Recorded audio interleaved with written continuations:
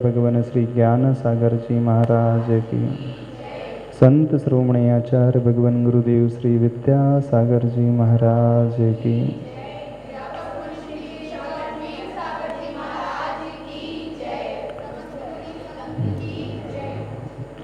मूकमाटी महाकाव्य में तृतीय खंड में यात्रा चल रही है कुंभकार के उस कुंभ के निर्माण करने के पश्चात उसे सुखाने की। पेज नंबर 197 तक विषय पूरा हो गया था। 198 से अब इसकी यात्रा और आगे बढ़ाते हैं।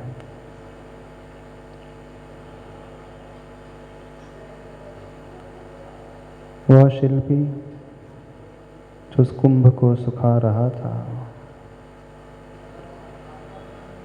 कैसी परिस्थिति उसके ऊपर निर्मित हो रही है, जो संवाद समुद्र और धरती का चल रहा था। समुद्र ने किस प्रकार रिश्वत को देकर के चंद्रमा को अपनी ओर कर लिया था,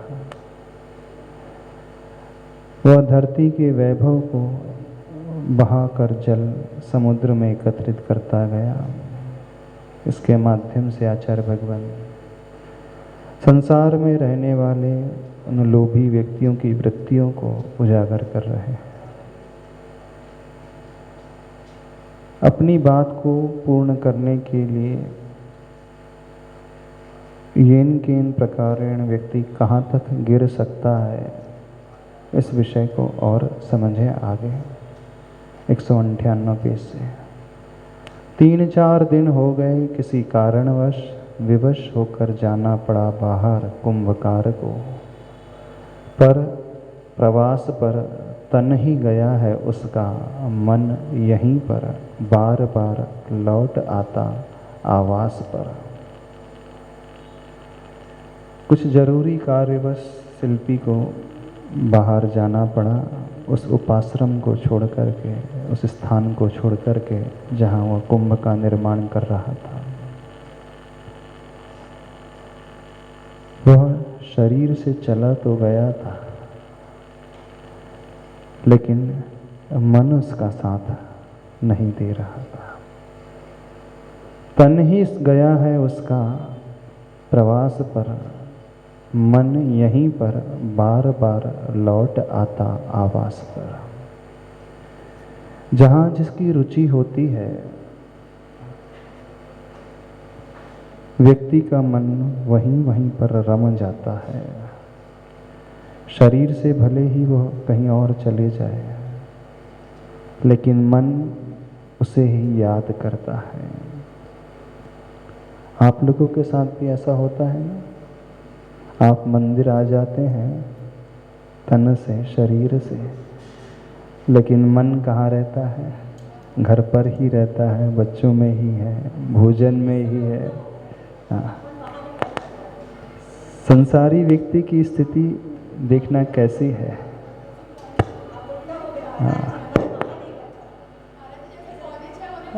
उसका मन जो है अच्छे कार्यों में नहीं, बुरे कार्यों में ज़्यादा लगता है। भले ही तन से वो मंदिर में है, प्रभु के पास है, और मन से कहाँ रहता है? प्राय अपने मन को वो वहीं छोड़ करके आता है जो उसका प्रिय विषय होता है। और एक के साथ नहीं, अधिकांश लोगों के साथ ऐसा ही होता है। और जहाँ उसकी आत्मीयता होती है, तो उसी में रम जाता है। ऐसा बहुत विरलों के साथ होता है। वह तन से सांसारिक कार्य करते रहे और उसका मन जो है प्रभु के पास रहे। शरीर से वह बिजनेस करते रहे, घर गृहस्थी में उलझा रहे, मन जो है धर्म में रहे, शास्त्रों में लगे, गुरुओं के पास लगे, प्रभु के निकट लगे। होना यह चाहिए। यानी जहाँ मन होता है वो उसके इंटरेस्ट का विषय होता है। उसकी मजबूती उसमें होती है, उसमें वो रचा पचा होता है। और जो तन से कार्य करता है वो मजबूरी में करता है। तो कैसी स्थिति है सांसारिक व्यक्ति की? संसार के प्रत्येक कार्य को वो मन से करता है, लेकिन भक्ति के कार्य, धर्म श्रवण के कार्य जो उसकी आत्मा को ऊपर ले जाते हैं, उन कार्यों को सिर्फ तन से, मजबूरी से करता है। हम यह नहीं कह रहे कि आप घर बार छोड़ ही दो, आप भी संन्यास ग्रहण कर लो, साधु जैसा जीवन ही बना लो, क्योंकि हर एक की क्षमता नहीं होती है इसने इतने त्याग की। लेकिन एक कार्य गृहस्थ श्रावक घर पे रह करके अवश्य कर सकता है कि गृह कार्य को, बिजनेस के, अर्थ पुरुषार्थ आदि को करे, लेकिन मजबूरी में करे, मन तो उसका अच्छे कार्यों में ही लगे। जब जब वो पंच परमेष्टि के निकट आए तो तन और मन के साथ आए, और यहाँ पर न भी आ पाए तन उसका तो मन आते रहे। पर होता पूरा विपरीत है। भले 1 घंटे वो मंदिर में देता है, स्वाध्याय में देता हो, धर्म श्रवण प्रवचन में देता हो, स्पीच सुनने में देता हो, लेकिन वह सिर्फ तन देता है, मन नहीं देता है। तो आप घर में रह कर के यदि मजबूरी से सारे कार्य करने लगो तो बहुत जल्दी आप लोगों का भी विकास हो जाएगा। मजबूरी मान करके, यानी करना पड़े, यह सोच करके क्या करें, छूट नहीं पा रहा है, मुझे करना पड़ रहा है। लेकिन मंदिर आप मजबूरी से आते हैं, आपको रुकना पड़ता है ना? रुकना पड़ता है।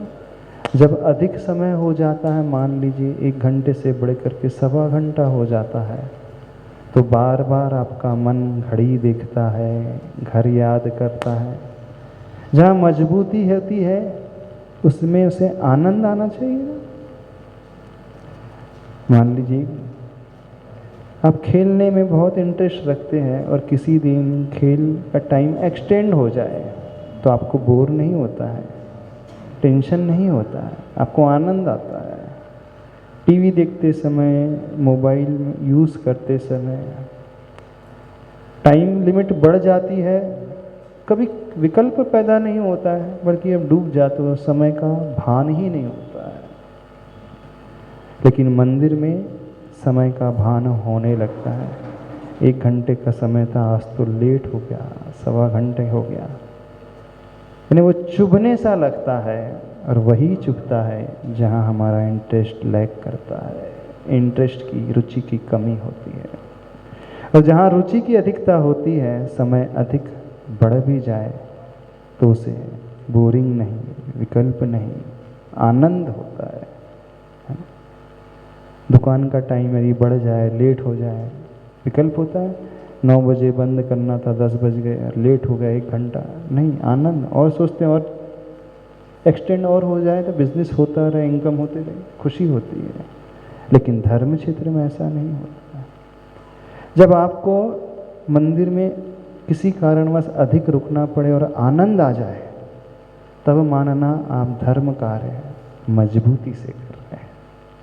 लेकिन हमने किसी को नहीं देखा, ये प्रवचन में देर हो जाए, विधान पूजन में देर हो जाए, मंदिर में देर हो जाए, तो वो और आनंद से भर उठता है। वहाँ विकल्पों से भरता हुआ व्यक्ति हमने बहुत सारे देखे हैं जो तुरंत विकल्प करने लगते हैं। सीधी सी पहचान है, हमें यदि विकल्प हो रहा है, नियम से मानना अभी ये हमारे मजबूती के विषय नहीं बने हैं। कोशिश करना प्रभु मंदिर हमारे मजबूती के विषय बन जाए, आनंद वहाँ पैदा हो। वही बात थी उस कुंभकार के साथ प्रवास पर तन ही गया है उसका, मन यहीं पर बार बार लौट आता आवास पर। क्योंकि उसने इतनी मेहनत की थी शिल्प बनाने में, कुंभ बनाने में, विकल्प आ रहा था कहीं ये छूट ना जाए। आगे और चलते हैं। तन को अंग कहा है, मन को अंगहीन अंतरंग, अनंग का योनि स्थान है वह, सब संगों का उपासक है। क्या है? सब संगों का उत्पादक है, सब रंगों का उत्पातक है। तन को क्या कहा है? अंग कहा है। मन को अंगहीन अंतरंग, यानी मन दिखलाई देता नहीं, अंतरंग में रहता है। उसका कोई शेप भी नज़र नहीं आता, जैसे हमारे हाथ का शेप है, आँख का शेप है, कान का आकार प्रकार है, मुख का आकार प्रकार है। मन अंगहीन अंतरंग, अनंग का योनि स्थान है। अनंग यानी होता है काम, वासना का उत्पत्ति स्थान है वह, सब संगों का उत्पादक है। संग यानी होता है परिग्रह। मन में ही वह मूर्छा का भाव पैदा होता है, जोड़ने का भाव पैदा होता है, ग्रहण करने, कलेक्ट करने का भाव पैदा होता है, और सब रंगों का उत्पातक है। यानी वो रंग बिरंगी दुनिया में रहना चाहता है। इस प्रकार मन स्वभाव वाला है। तन का नियंत्रण सरल है और मन का नियंत्रण असंभव तो नहीं, तथापि वह एक अवश्य उलझन है, कटुक पान गरल है वह। शरीर का कंट्रोल करना, नियंत्रण करना आसान है, लेकिन मन का नियंत्रण कैसा है? असंभव तो नहीं, तथापि कैसा है? वह एक अवश्य उलझन है। और मन को वश कर ले, हर एक के वश की बात होती नहीं। तन को वश करना आसान है, लेकिन मन को नियंत्रित करना, रोक पाना तो चलो अलग बात हो गई। उसे डाइवर्जन देना, नई दिशा, अच्छी दिशा देना, ये भी बहुत कठिन है। एक जगह रोकना तो बहुत बहुत कठिन है, क्योंकि मन का स्वभाव है, चंचल है, भागेगा। हम उसे एक दिशा दे सकते हैं, अच्छी दिशा में, उसी दिशा में वो भागे, दौड़ता चले जाए। तो यह भी एक मन का नियंत्रण माना जाता है। हमने उसे बांधा नहीं है, उसे सत्कार्यों में लगा दिया है। और जो मन को नियंत्रित कर लेते हैं वे ही संयमी माने जाते हैं, साधक माने जाते हैं। जो योगी होते हैं, मुनिराज होते हैं, आचार्य प्रवर हैं, आचार्य भगवान हैं, उन्होंने क्या किया है? उन्होंने अपने मन को श्रुत स्कंद पर रमा दिया। स्कंद का अर्थ वह वृक्ष है। श्रुत रूपी, आगम रूपी वृक्ष पर रमा दिया है। मन को उस बंदर की उपमा दी है, जैसे बंदर का स्वभाव चंचल है, उछल कूद वाला है, ऐसे ही मन का स्वभाव है। हम मन को बांध करके नहीं रख सकते। मन हमेशा इधर से उधर भागेगा, दौड़ेगा। बस हम यह पुरुषार्थ कर सकते हैं कि उसे एक अच्छा सा वृक्ष दे दें जिसमें वह दौड़े, भागे, तो कुछ कंस्ट्रक्टिव पैदा हो जाए, डिस्ट्रक्टिव नहीं, ऊपर ले जाने वाला, ऊपर उठाने वाला, सद्विचारों को पैदा करने वाला। ये पुरुषार्थ समझदार व्यक्ति, ज्ञानी व्यक्ति करते हैं। तो यहाँ कहा जा रहा है मन का नियंत्रण असंभव तो नहीं है, तथापि वह एक अवश्य उलझन है। कटुक पान गरल है वह। गरल का अर्थ होता है विष। वह कड़वे विष को पीने की भांति है। क्या? जो मन को नियंत्रण में रखना सीख लेता है। जिसने मन वश में कर लिया, उसने समझना सारी दुनिया को वश में कर लिया। क्यों आचार्य भगवान के चरणों में सारी दुनिया नतमस्तक होती है? कभी सोचा? क्या इसलिए कि इतनी भीड़ उनके पास? क्या इसलिए कि इतना बड़ा संघ उनका है? क्या इसलिए कि इतना दान वो एकत्रित करवा देते हैं? क्यों उनके पास झुकी रहती है, निकट में आना चाहती है? बताइए। क्या इसलिए कि बहुत सुंदर दिखते हैं? क्यों? क्या इसलिए कि उनका बहुत नाम है इसलिए? नहीं। एक ही हेतु है, उन्होंने अपने मन को वश में कर लिया। और जो अपने मन को वश में कर लेता है, दुनिया उसके वश अपने आप हो जाती है। वह दुनिया को वश करना नहीं चाहता, स्वतः ही दुनिया उनकी वशीभूत हो जाती है।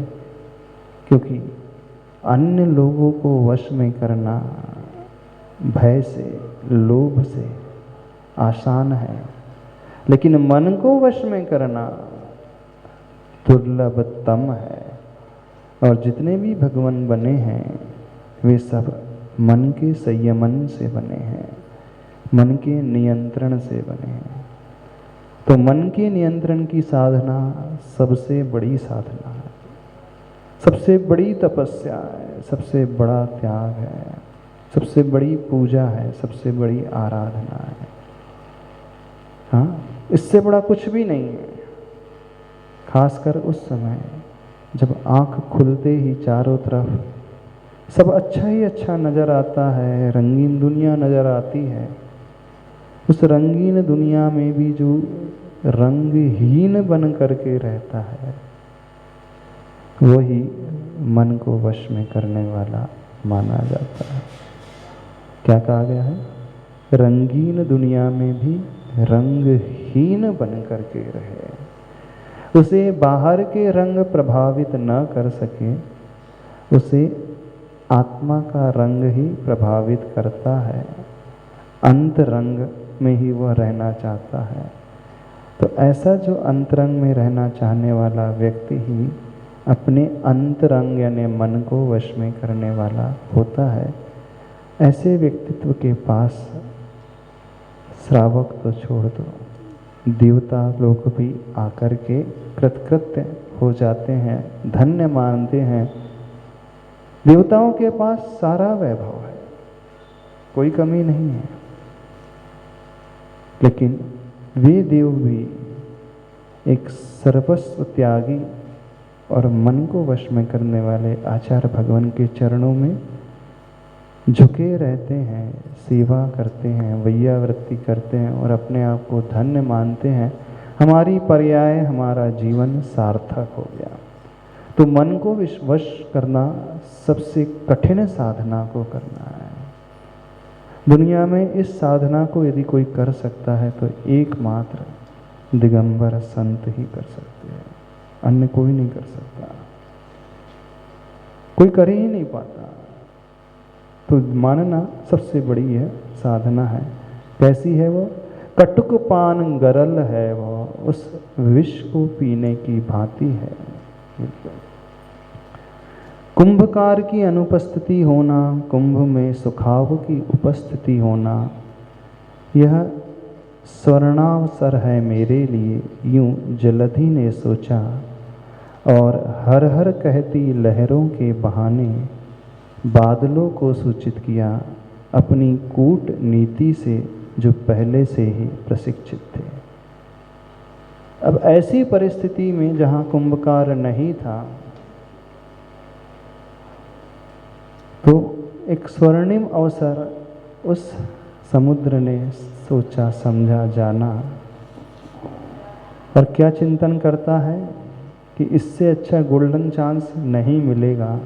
किस लिए? बदला लेने के लिए, उस कुंभ को नष्ट करने के लिए। ऐसा क्या प्लानिंग करता है? हर हर करती लहरों के बहाने बादलों को सूचित किया। समुद्र में उठने वाली लहरों के बहाने बादलों को ही संकेत देता है अपनी कूटनीति से जो पहले से ही प्रशिक्षित थे, एक कूटनीति की चाल वह चलता है। पेज नंबर 199 आगे। जलधि जड़धि है इसका भाव, बुद्धि का अभाव नहीं परंतु जड़ यानी निर्जीव चेतना शून्य घटपट पदार्थों से भी यानी बुद्धि का प्रयोजन और चित्त की अर्चना स्वागत नहीं करना है। समुद्र को जलधि कहा जाता है, एक नाम उसका जलधि है, और जलधि जड़धि है। ल और ड एक दोनों का फ्रिक्वेंटली प्रयोग कर सकते हैं। ल के स्थान में ड अथवा ड के स्थान में ल साहित्य में ऐसी आती है। तो वह जलधि कैसा है? जड़धि है, यानी जड़ बुद्धि वाला है। इसका भाव बुद्धि का भाव नहीं लेना, किसके भीतर बुद्धि नहीं है, परंतु जड़ यानी निर्जीव चेतना शून्य घटपट पदार्थों से धी यानी बुद्धि का प्रयोजन और चित्त की अर्चना स्वागत नहीं करना। जो चेतन तत्व होते हुए भी चित्त यानी आत्मा का स्वागत नहीं करता है, उसके बारे में सोचता नहीं है, उसका ध्यान नहीं करता, उसकी केयर नहीं करता, उसके उत्थान के बारे में जिसकी धारणा नहीं है, ऐसा चेतना वाला जीव भी जड़धि यानी अज्ञानी माना जाता है। बुद्धि होते हुए भी, ज्ञान होते हुए भी जो व्यक्ति ज्ञान का प्रॉपर यूज़ नहीं करे अथवा मिसयूज़ करे, गलत डायरेक्शन में उसका उपयोग करे, तो वह अज्ञानी की श्रेणी में, मूर्ख की श्रेणी में आने वाला व्यक्ति है। तो यहाँ पर जो कहा जा रहा है उस जलधि के लिए कैसा है? वो जड़ यानी निर्जीव चेतना शून्य चित्त की अर्चना स्वागत नहीं करना। वो बिल्कुल वैसा ही है जैसे एक जड़ पदार्थ होता है जिसके भीतर किसी प्रकार की चेतना नहीं होती है, उपयोग में ज्ञान आदि नहीं होता है। नाम मात्र के लिए वह जीव है, लेकिन जीव होते हुए भी वह निर्जीव की भांति है। निर्जीव कौन होता है? जिसके भीतर से चेतना निकल जाती है। शव जिसे कहते हैं, शव की बॉडी होती है लेकिन उसके भीतर चेतना नहीं होती है। तो वे लोग बिल्कुल ऐसे ही हैं जिनके भीतर जीवत्व तो है, ज्ञान तो है, लेकिन उसका वह सही उपयोग नहीं कर रहे हैं, दुरुपयोग कर रहे हैं। तो उनमें और उस शव में ज़्यादा अंतर सा नज़र नहीं आता। तो जो सही जीव होता है वह चित्त की अर्चना स्वागत करने वाला होता है। चित्त यानी चेतना, हमारी आत्मा की पूजा करने वाला होता है। सागर में परोपकारिणी बुद्धि का अभाव जन्मजात है उसका वह स्वभाव। कैसा स्वभाव है? परोपकारिता उसके भीतर नहीं है, स्वार्थी है, सिर्फ अपने लिए ही जी रहा है और अपने लिए वो कुछ भी करने को तैयार हो जाता है, किसी को कितना भी दुख देने के लिए तैयार हो जाता है। वही बुद्धिमानी है हो हित संपत संपादिका और स्वपर आपत संहारिका। सागर के संकेत पाकर सादर सचेत हुई है, सागर से गागर भर भर अपार जल के निकेत हुई है। गजगामिनी भ्रम भ्रामिनी दुबली पतली कटी वाली गगन की गली में अबला सी तीन बदली निकल पड़ी हैं। दधी धवला साड़ी पहने पहली वाली बदली वह ऊपर से साधना रत साध्वी सी लगती है। क्या कहा गया यहाँ पर? अभी जो ऊपर विषय चल रहा था सागर के स्वभाव का, कि सागर परोपकारी बुद्धि वाला नहीं होता है, सिर्फ अपने स्वार्थ के लिए जीने वाला यह इसका जन्मजात स्वभाव है। लेकिन बुद्धिमानी किसमें है? हो हित संपत संपादिका। संपत मतलब संपत्ति, वैभव। कौन सा वैभव होना चाहिए? हित करने वाला भाव जिसके भीतर है, ऐसा वैभव।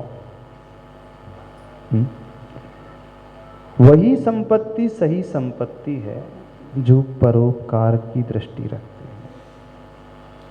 है। हित का संपादन करने वाली दृष्टि ही सही दृष्टि मानी जाती है। और स्वपर आपत संहारिका, दो चीजें बताई जा रही हैं, एक विधि मुख से, एक निषेध मुख से। यानी क्या करना चाहिए ये विधि मुख कहलाता है, और निषेध मुख यानी क्या नहीं करना चाहिए। तो क्या होना चाहिए, क्या नहीं होना चाहिए, जीवन कैसा होना चाहिए, यानी हम क्या अच्छे कार्य करें। और ये कैसे होता है? जब हम बुरे से अपने आप को बचाते हैं। तो बुरे से रोकना यानी ऊपर उठना।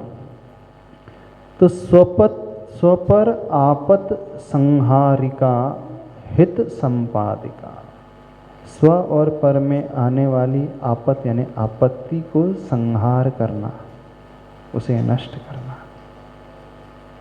उसे समाप्त करना।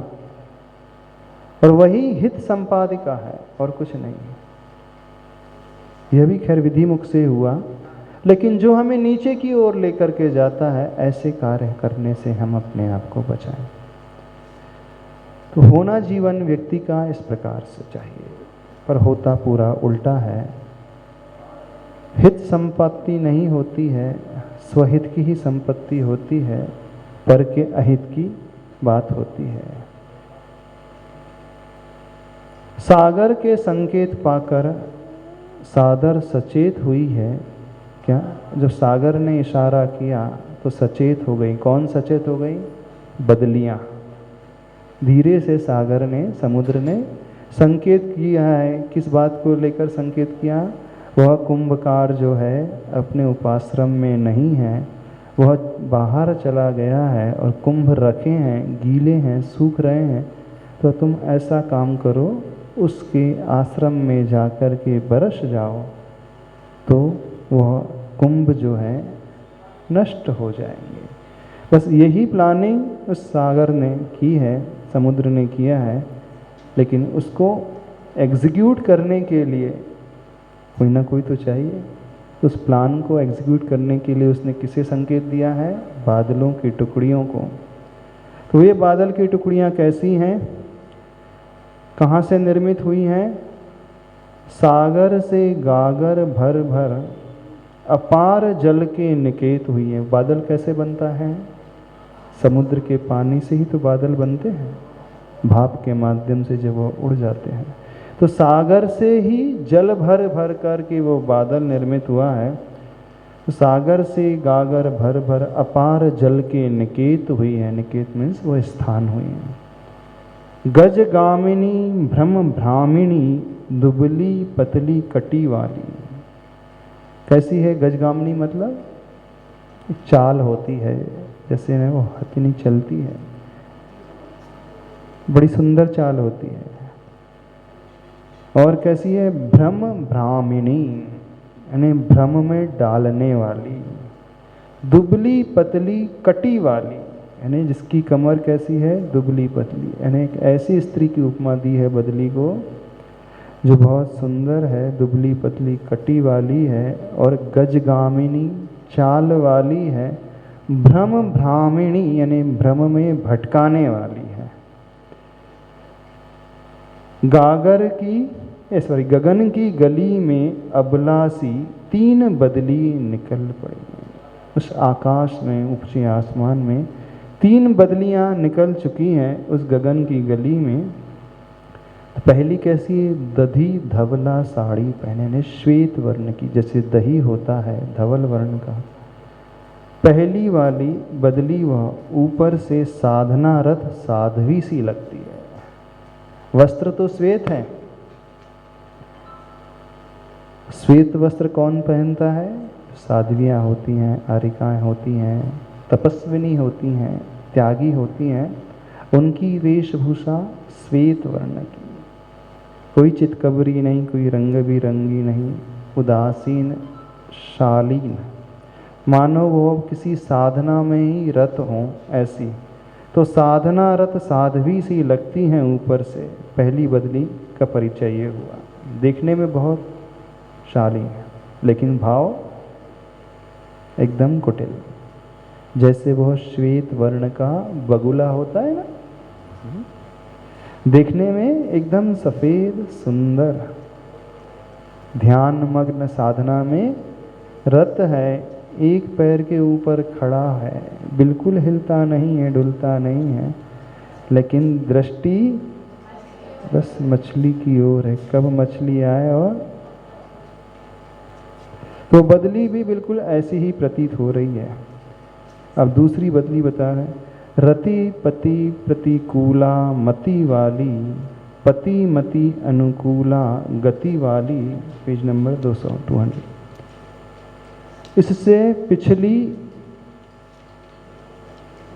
इससे जो पहली बचली, इससे पिछली बिचली बदली, पलाश की हंसी सी साड़ी पहनी।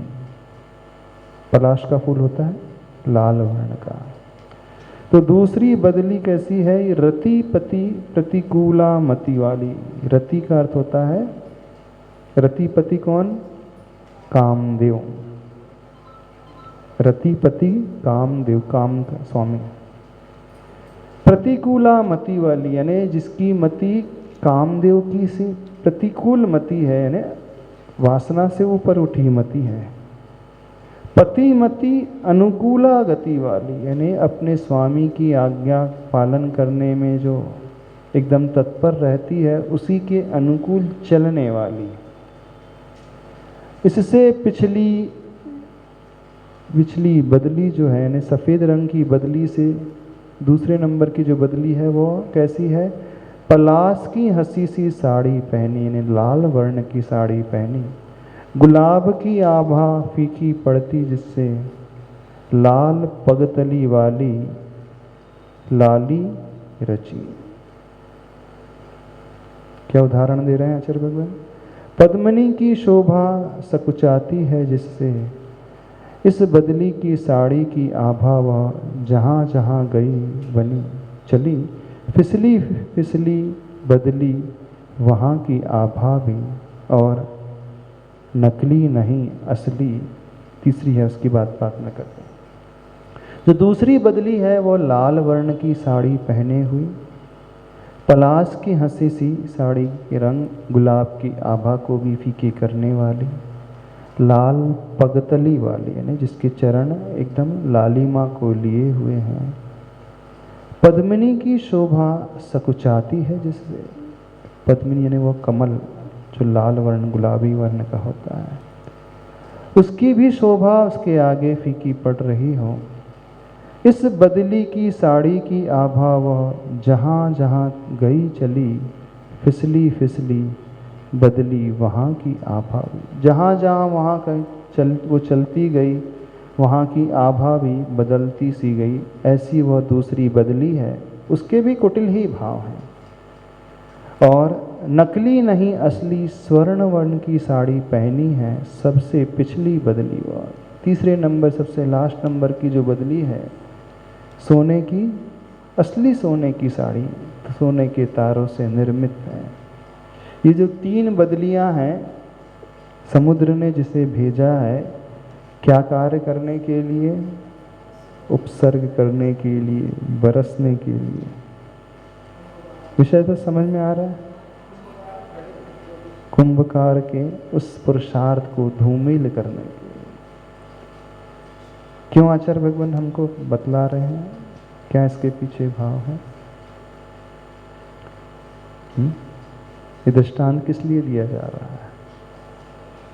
यानी व्यक्ति बदला लेने के लिए कुछ भी कर लेता है, किसी को भी वो भेज देता है, ऐसा। चूंकि ज़्यादा विषय नहीं, इस कारण अपन आगे बढ़ जाते हैं। इनका प्रयास चलता है सर्वप्रथम प्रभाकर की प्रभा को प्रभावित करने का।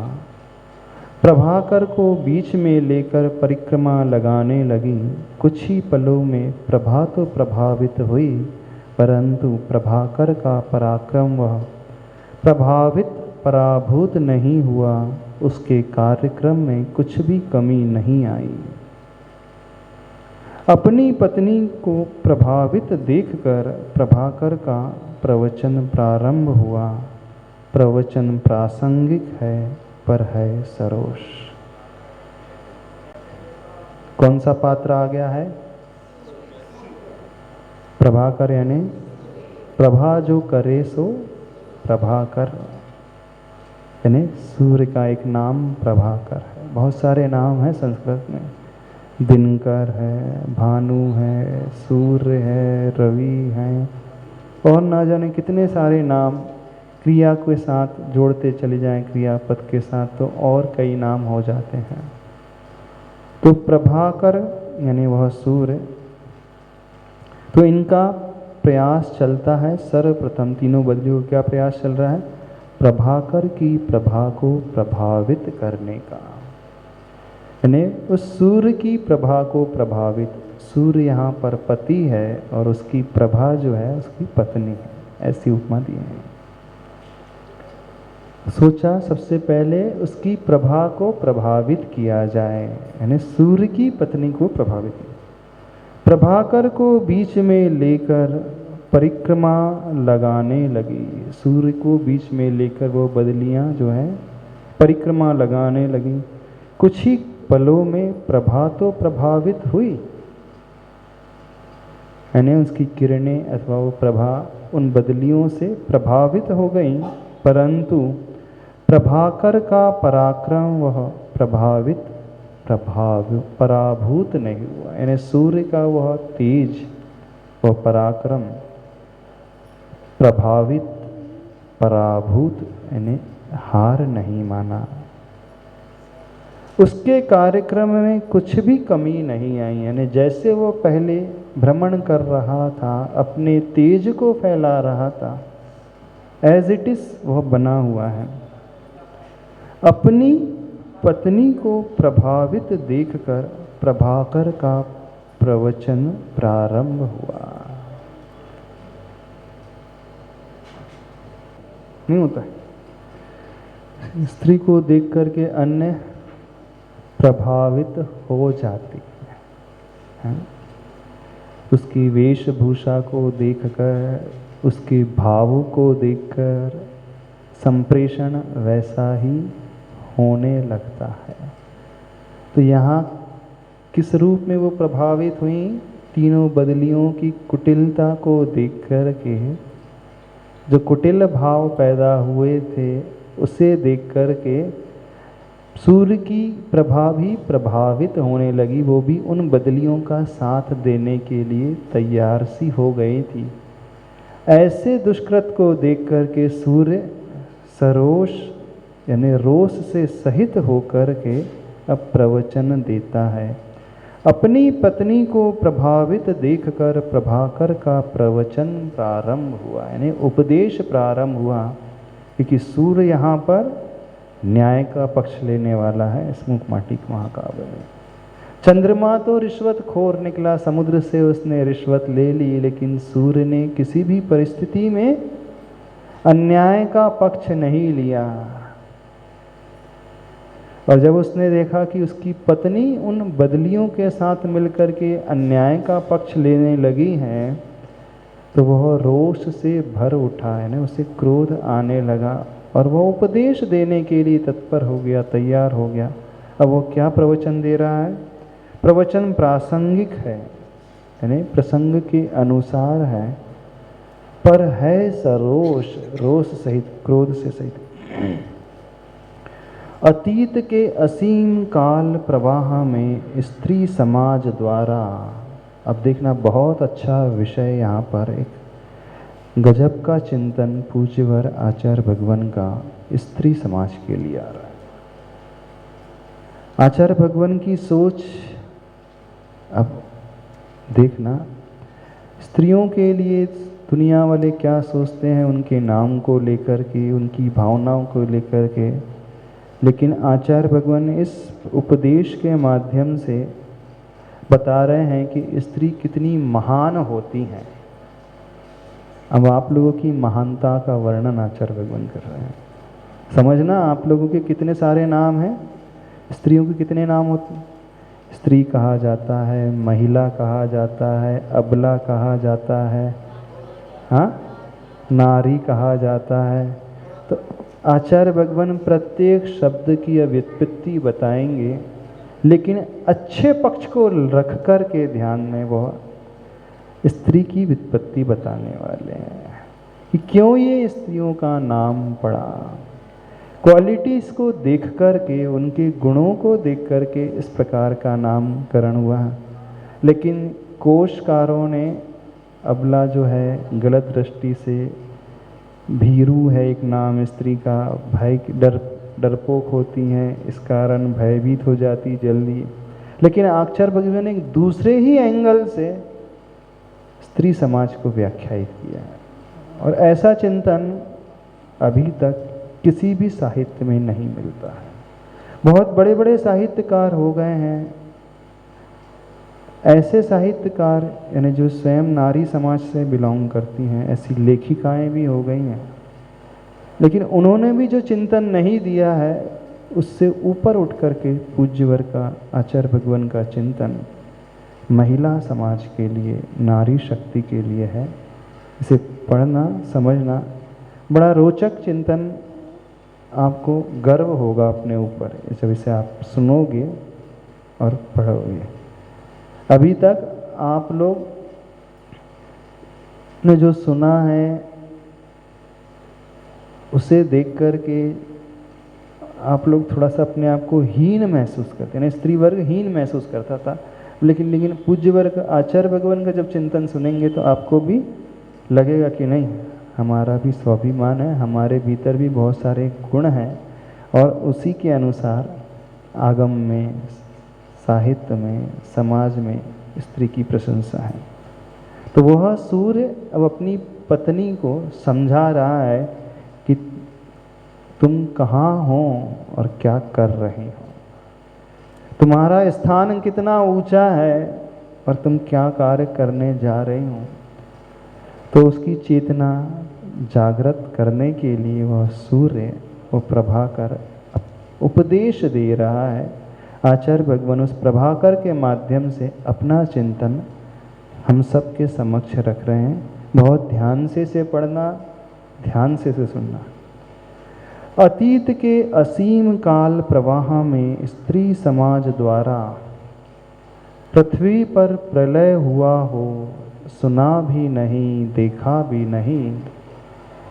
प्रलय हेतु आगत बदलियां ये क्या अपनी संस्कृति को विकृत छवि में बदलना चाहती हैं।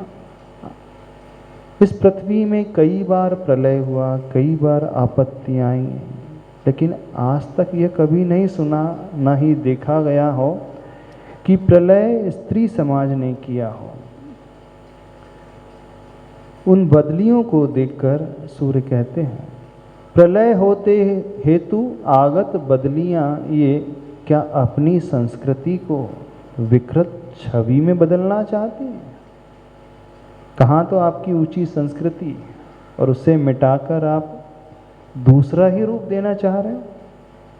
अपने हों या पराए, भूखे प्यासे बच्चों को देख, माँ के हृदय में दूध रुक नहीं सकता। पेज नंबर 201 में चल रहा है। माँ के हृदय में दूध रुक नहीं सकता, बाहर आता ही है उमड़ कर। इसी अवसर की प्रतीक्षा रहती है उस दूध को। यानी माँ के भीतर एक सबसे बड़ा गुण होता है वात्सल्य। स्त्री समाज के भीतर सबसे बड़ा यह गुण होता है। वात्सल्य की भावना से वह भरी हुई होती हैं। बच्चे को देख करके वो वात्सल्य की भावना जागृत हो जाती है। छोटा सा बच्चा होता है तो उसे भी देख करके वो वात्सल्य की भावना जागृत हो जाती। तो माँ के हृदय में दूध रुक नहीं सकता, बाहर आता ही है उमड़कर। इसी अवसर की प्रतीक्षा रहती है उस दूध को। जब वो वात्सल्य प्रगाढ़ता से जागृत हो जाता है।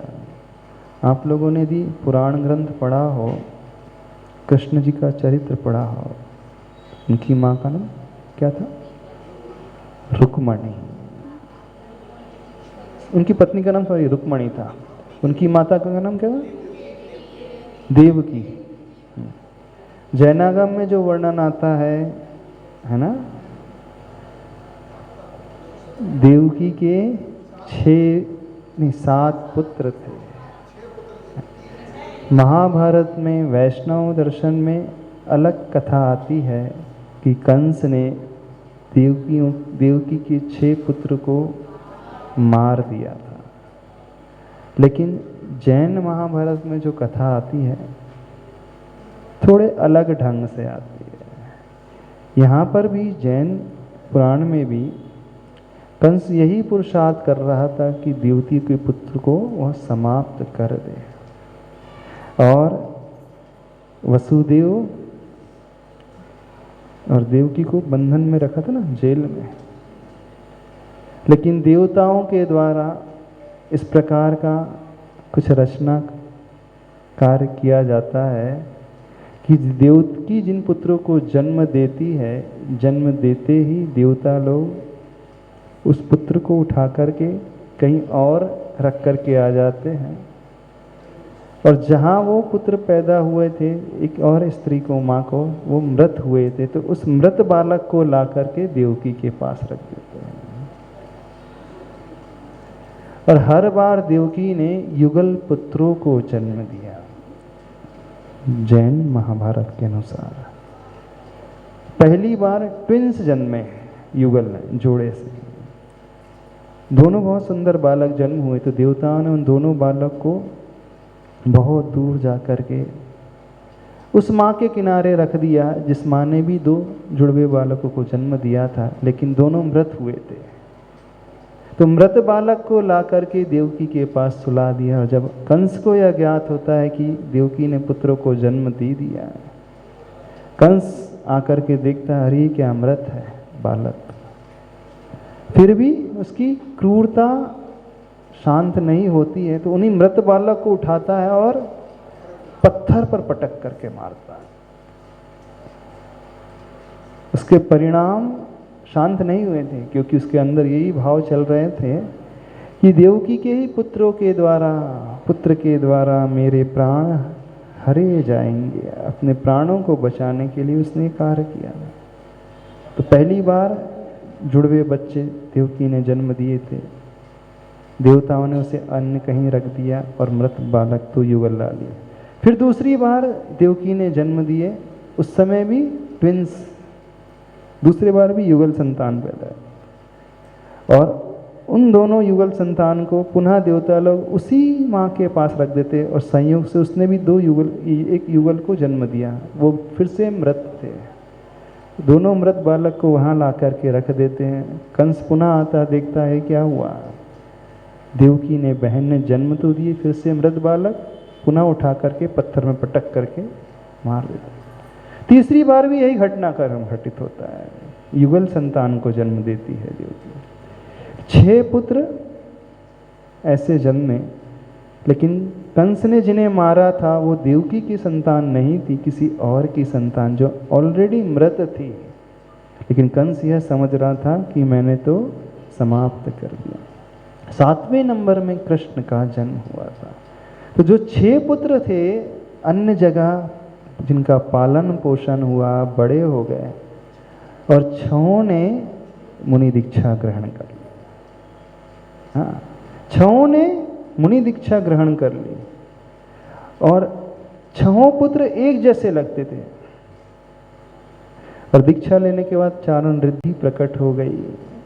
रिद्धि प्रकट हो गई तो वही दोनों युगल चरण चारण रिद्धि जा रहे वाले युगल मुनिराज देवकी के पड़गाहन में आते हैं और उनको वो आहार दान कराती है। आहार दान करते कराते उसके मन में ऐसे वात्सल्य की भावना जागृत होती है कि वहीं पर दूध झरने लगता है। यानी वे मुनिराज को देख करके ऐसी वात्सल्यता की परिणाम जागृत, पता नहीं क्यों ऐसा। फिर आहार करके मुनिराज चले जाते हैं। पुनः थोड़ी देर के पश्चात चारण रिद्धिधारी युगल मुनिराज का वो पड़गान करती है। उनके फेसेस भी बिल्कुल सेम मैच कर रहे थे। पुनः उस देवकी ने उन्हें आहार कराया, फिर दूध का झरना हुआ। फिर तीसरी बार पुनः चारण रिद्धिधारी मुनिराज सेम वैसे ही पड़गान, पुनः वही घटना। 6 मुनिराज को आहार दान कराया, लेकिन एक शंका जन्म ले गई। मुनिराज तो एक ही बार आहार करते दिन में, हाँ बार बार आहार करने कैसे आ गए? जाकर के समसरण पूछती है। ज्ञात होता है ये मुनिराज कोई और नहीं थे, तुम्हारे ही पुत्र थे। इस कारण वह वात्सल्य तुम्हारा इतना जागृत हुआ कि वही युवावस्था में होते हुए भी वह दूध झरने लगा। और वो एक ही मुनिराज नहीं थे, वो 6 अलग अलग थे, पर चूंकि एक साथ उनका जन्म हुआ था और एक जैसे दिख रहे थे, इस कारण तुम्हें भ्रम हो गया कि एक जैसे मुनिराज अथवा वही मुनिराज बार बार आहार करने आ रहे हैं। ये घटना पढ़ी है आप लोगों ने? पांडव पुराण में घटना आती है। पांडव पुराण में ये घटना आती है।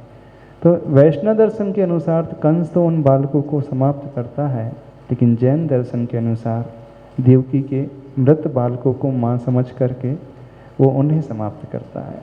पर उनके बालक मरते नहीं हैं, वे तो तद्भव मोक्षगामी थे, उसी भव से मोक्ष गए थे।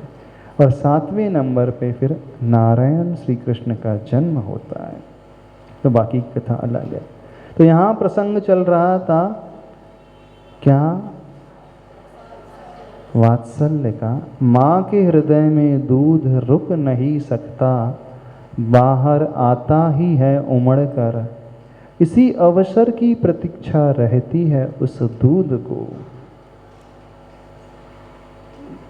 समझ में आ रही है बात? स्त्री कैसी होती है? वात्सल्य से भरी हुई होती है, छल कपट से नहीं। ऐसे भाव उस माँ के होते हैं। क्या सदै हृदय भी आज प्रलय का प्यासा बन गया? क्या तन संरक्षण हेतु धर्म ही बेचा जा रहा है? क्या धन संवर्धन हेतु शर्म ही बेची जा रही? क्या कह रहा है? अब वो सूर्य कमेंट्स कर रहा है। क्या सदै हृदय भी आज, सदै मतलब दया से सहित जो होता है वो सदै कहा जाता है। सदै यानी दया से सहित। ऐसा सदै हृदय भी आज प्रलय का प्यासा बन गया है। यानी इतने निकृष्ट काम करने पे उतारू हो गए आप लोग। क्या तन संरक्षण हेतु धर्म ही बेचा जा रहा है? अपने रक्षा के लिए धर्म को ही बेचा जा रहा है। क्या धन संवर्धन हेतु शर्म ही बेची जा रही? यानी उस धन को बढ़ाने के लिए, रक्षा करने के लिए जो समुद्र ने कार्य किया था, क्या कार्य किया था? अपनी शर्म ही बेच दी थी, अपना धर्म ही बेच दिया था। स्त्री जाति की कई विशेषताएं हैं जो आदर्श रूप हैं पुरुष के सम्मुख। स्त्री जाति की बहुत सारी क्वालिटीज, बहुत सारी विशेषताएं हैं जो आदर्श के रूप में प्रस्तुत हैं।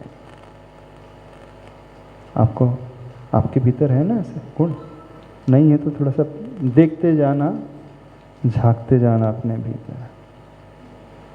प्रतिपल परतंत्र होकर भी पाप की पालड़ी भारी नहीं पड़ती पल भर भी। इनमें पाप भीरुता पलती रहती है, अन्यथा स्त्रियों का नाम भीरु क्यों पड़ा। एक नाम स्त्री का कौन सा है? भीरु। भीरु क्यों कहा जाता है? वैसे डर उनके भीतर जन्मजात समाया रहता है। स्त्रियां निडर नहीं रह सकती, एकांत में ही नहीं रह सकती, एकांत में जंगल में रह कर के साधना नहीं कर सकती, क्योंकि ये भय उनके भीतर जन्मजात रहता है। इस कारण उनका नाम भीरु है, और इसी भय के कारण उन्हें निर्वाण भी नहीं होता है। स्त्री पर्याय से मुक्ति की प्राप्ति क्यों नहीं होती है? वो कितना भी पुरुषार्थ कर ले, वो भय के ऊपर विजय प्राप्त नहीं कर सकती। और जो निर्भय नहीं हो सकता है, जो आत्मा निर्भय नहीं हो सकती है, वह केवल ज्ञान भी प्राप्त नहीं कर सकती। केवल ज्ञान प्राप्त करने के लिए अंदर से निर्भय होना बहुत जरूरी है। तो इसी भय के कारण उनका नाम भीरु पड़ा है। कोशकार में कोशकारों ने ऐसा वर्णन किया है। अब लेकिन आचार्य भगवान ने उस भीरु को दूसरे तरीके से घटित किया है। किस तरीके से घटित किया है? प्रतिपल परतंत्र होकर भी पाप की पालड़ी भरी नहीं रहती, पल भर भी। यानी स्त्री प्रतिपल परतंत्र रहती हैं, स्वतंत्र नहीं रह सकती। पाप की पालड़ी भारी नहीं पड़ती, पल भर भी। यानी जो पाप, जिस पालड़ी में, तराजू में जो पालड़ी होती है दो, तो पाप की पालड़ी भारी नहीं पड़ती पल भर भी। यानी स्त्री जो है इतना पाप कभी नहीं कर सकती, पाप से वो हमेशा डरती हैं। इनमें पाप भीरुता पलती रहती है। डरती तो है स्त्री, लेकिन किससे डरती है? पाप से डरती है। पाप भीरुता पलती है, अन्यथा स्त्रियों का नाम भीरु क्यों पड़ा। तो आपका नाम भीरु क्यों है? पाप से डरते हो। कितनी स्त्रियां पाप से डरती हैं? पाप तो नहीं करते, अच्छा हो जाते हैं, करते नहीं। हाँ, देखो आपका नाम यदि भीरु है, स्त्री वर्ग का नाम यदि भीरु है, तो भीरु वही होता है जो पाप से डरे। और जो पाप से डरता है वह संवेग भावना वाला जीव माना जाता है। कौन सी भावना? 16 कारण भावना में संवेग भावना आती है। नित्य ही जो पाप से डरने वाला होता है वही संवेग भावना कहे। नित्य पाप भीरुता इति संवेग भावना। डर लगता है पाप से? हाँ? नहीं लगता। इसी कारण आचार्य भगवान ने आपका सार्थक नाम कहा है भीरु। भीरु क्यों पड़ा है? डरपों को इस कारण नहीं, पाप से डर लगता है इस कारण भीरु हैं, वैसे भीरु नहीं। प्राय पुरुषों से बाध्य होकर की कुपथ पर चलना पड़ता है स्त्रियों को, परंतु पेज नंबर 202, कुपथ सुपथ की परख करने में प्रतिष्ठा पाई है स्त्री समाज में। आप यदि गलत रास्ते पे चलते हैं, कुपथ पर चलते हैं, क्यों चलते हैं? पुरुष से बाध्य होकर ही प्राय कुपथ पर चलना पड़ता है स्त्रियों को। मजबूरी के कारण, किसी से बाध्य होने के कारण ही वह गलत रास्ते को अपनाते हैं, परंतु कुपथ सुपथ की परख करने में प्रतिष्ठा पाई है स्त्री समाज ने। लेकिन स्त्री समाज ने यह प्रतिष्ठा पाई है कि सुपथ यानी अच्छा मार्ग कौन सा होता है, और बुरा मार्ग कौन सा होता है, यह उनकी विशेषता है। वो चल भी रहे हैं स्वेच्छा से नहीं, अपनी इच्छा से नहीं, मजबूरी वश अथवा किसी ने उन्हें बाध्य कर दिया है। समय वैसे आपका हो गया, इतना ही रखें। भाव समझ में आ रहा है कि नहीं आ रहा है? और भी बहुत सारी विशेषताएं आचार्य भगवान बताएंगे। स्त्री का नारी नाम क्यों पड़ा, महिला नाम क्यों पड़ा, स्त्री नाम क्यों पड़ा, अबला नाम क्यों पड़ा, बहुत अच्छे से कुमारी नाम क्यों पड़ा, बहुत अच्छे से आचार्य भगवान वर्णन करने वाले हैं और एक एक नाम की सार्थकता बताने वाले हैं। दुहिता भी एक नाम है, सब आपको पता चलते चले जाएंगे। दुहिता, मातृ भी एक, माता भी एक नाम है, उसकी भी व्याख्या आचार्य भगवान कहेंगे। अंगना भी एक नाम है, उसकी भी व्याख्या आचार्य भगवान करने वाले हैं आगे के पृष्ठों में। बहुत अच्छा विषय है, हर स्त्री समाज को अवश्य पढ़ना चाहिए और पुरुष वर्ग को भी अवश्य पढ़ना चाहिए। जो हीनता की दृष्टि से स्त्री वर्ग को देखता है, उन्हें भी यह जानकारी होना चाहिए। और स्त्री वर्ग यदि स्वयं दीनहीन अपने आप को महसूस कर रही हैं, तो उन्हें भी यह ज्ञात होना चाहिए कि आप दीनहीन नहीं हो, हाँ? आप तो गुणों की खान हो। ठीक है, अब तो खुश, प्रसन्न हो गए? चलो इतना ही रखें, समय आपका हो गया। कठिन तो नहीं लग रहा मुख माटी? 201 पेज तक हो गया, आगे की यात्रा अपन बाद में देखेंगे। जब आचार्य भगवान के चिंतन को देखते हैं तो विचार आता है कितनी गहराई तक आचार्य भगवान गए। जिस गहराई को आज तक शायद किसी ने न छुआ हो, उस गहराई को पूज्यवर आचार्य भगवान ने छुआ। और ये इसलिए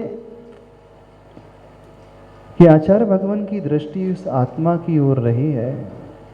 भले ही पर्याय में वह स्त्री है, शरीर भले ही स्त्री का है, लेकिन जिसकी दृष्टि उस आत्मिक गुणों की ओर होती है, वही व्यक्ति ऐसे चिंतन को लेकर के आ सकता है। अभी तक जो समाज की दृष्टि अथवा लेखकों की दृष्टि, साहित्यकारों की दृष्टि रही है, वो पर्याय को लेकर के रही है। लेकिन आचार्य भगवान की दृष्टि पर्याय से और गहरी उस आत्मा को लेकर, आत्मा में रहने वाले गुणों को लेकर के। तो जो इतना गहराई का चिंतन दुनिया के समक्ष रख सकता है, तो समझना आचार्य भगवान की महानता कितनी है। उस महानता को हम समझने की कोशिश करें और आचार्य भगवान के अंतरंग को छूने की कोशिश करें। तो अपनी दृष्टि में भी क्या आना चाहिए? वैसे ही गुण आना चाहिए, है ना? बाहर का रूप अथवा बाहर के डीमेरिट्स, अवगुण नहीं आना चाहिए। जो अंतरंग के गुण हैं, उन गुणों की ओर हमारी दृष्टि आनी चाहिए। और वही दृष्टि समीचीन दृष्टि कहलाती है, सार्थक दृष्टि कहलाती है। वह शरीर को गौण करके आत्मा की ओर पहुंचने वाली दृष्टि कहलाती है। आज इतना ही रखते हैं। हाँ, कुछ पूछना है? हाँ, ध्यान, क्योंकि आपकी एग्ज़ाम भी है ना आज 7 बजे से, इस कारण। हाँ हाँ हाँ, चलो। अच्छे भावों को लाने के लिए क्या कर लें? एक